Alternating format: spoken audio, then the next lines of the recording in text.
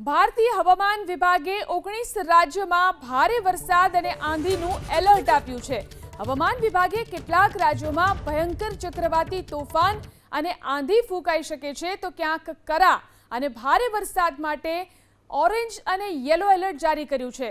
આજથી રાજધાની દિલ્હી સહિત 19 રાજ્યોમાં વરસાદ અને આંધીની શક્યતા વ્યક્ત કરાઈ છે।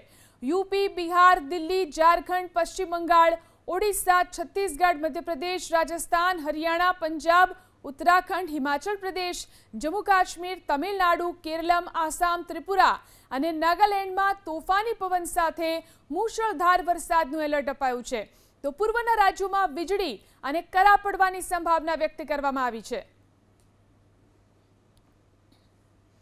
તો દેશના અનેક રાજ્યોમાં ભારે પવન સાથે વરસાદ થઈ શકે છે। હવામાન વિભાગે ભારે વરસાદને લઈ ઓરેન્જ અને યલો એલર્ટ જાહેર કર્યું છે। 19 રાજ્યોમાં ભારે વરસાદ અને આંધીનું એલર્ટ આપવામાં આવ્યું છે।